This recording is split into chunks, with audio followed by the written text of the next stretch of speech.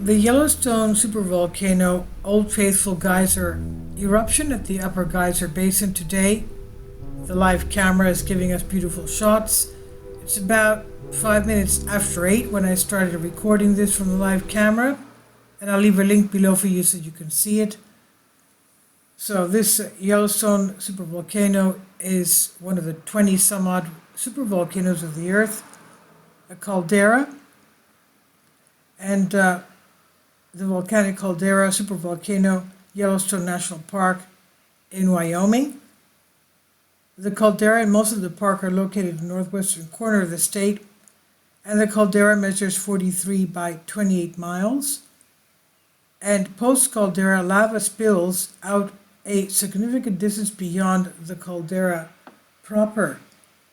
Now you'll see a section of when the camera pans around to its right of where we're looking at right now, that the ground looks white, but that's not snow. It's actually the minerals coming out from the geysers. Now usually before Old Faithful erupts, we usually have this part of the upper geyser basin erupting very intensely, and that's what's going on now. You can see the geyser in the middle here is really erupting. That means that in a couple of minutes, the Old Faithful will start erupting. That's what I usually see. The caldera formed during the last of the three super eruptions over the past 2.1 million years.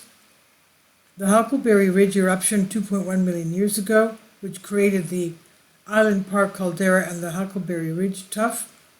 The Mesa Falls eruption 1.3 million years ago, which created the Henry Fork caldera and the Mesa Falls tuff. And the Lava Creek eruption approximately 640,000 years ago, which created the Yellowstone caldera and the Lava Creek tuff. And the caldera was the largest known until the discovery of the Apalaki caldera in 2019, which is more than twice as wide.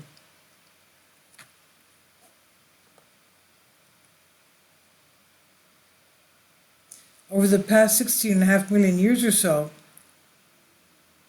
now in a little while it's going to show us Old Faithful. So in the past 16.5 million years or so, the hotspot generated a succession of explosive eruptions and less violent floods of basalt lava. And together these eruptions have helped create the eastern part of the Snake River Plain from a once mountainous region. At least a dozen of these eruptions were so massive that they are classified as super eruptions. Volcanic eruptions sometimes empty their stores of magma so swiftly, and this is what I was talking about before, the area that looks like it's snow, but it's not. That's mineral. And after, tens of thousands of years, this thing here will turn into opal. I love opal. It's so beautiful. It's iridescent with different colors. So from what I had read a while back from USGS, yes, this becomes opal. So now we know that Australia has a lot of opal. Now, at least a dozen of these eruptions were so massive they were classified as supervolcanic eruptions. Volcanic eruptions sometimes empty their stores of magma so swiftly that the overlying land collapses into the emptied magma chamber, forming a geographic depression called the caldera. The oldest identified caldera remnants straddle the border near McDermott, Nevada, and Oregon, although there are volcanistic piles and accrued faults that define caldera complexes more than 37 miles in diameter in the Carmacks group of south-central Yukon in Canada, which are interpreted to have been formed 70 million years ago by the Yellowstone hotspot. Progressively younger volcanic units, most grouped in several overlapping volcanic fields, extend from Nevada-Oregon border through the eastern Snake River Plain and terminate in the Yellowstone Plateau.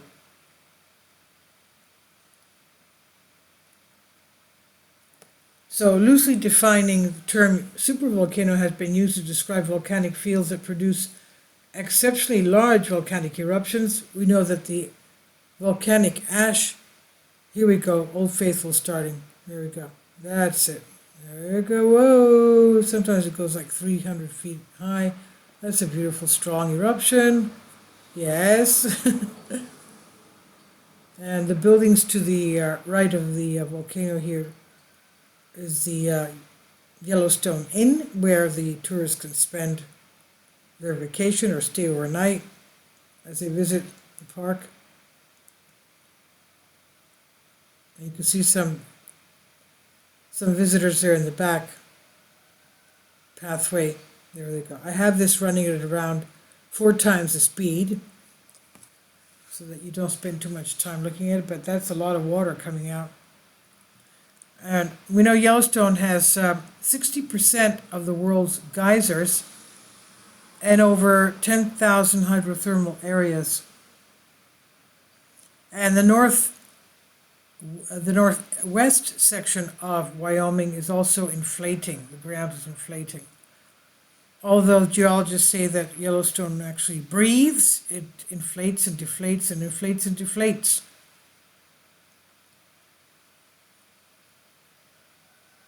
There's a lot of gas coming out with all this steam as well. Carbon dioxide and sulfur dioxide. There you go. That's an overview of Old Faithful. And he's planning to show us the streets, the entrance to the park, the parking lots. So this is, as we said, it's about, 8:20 by now, 8:30. That's why you see the long shadows from the trees. That's obviously the west. Okay, so this is the upper Geyser Basin, and I'll leave links below for you for this. Please leave your comments, and thank you for your support.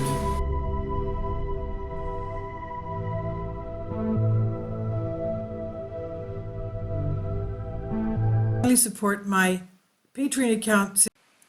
The daily posts are 5 videos daily, and they are totally different from what I have on my YouTube channel.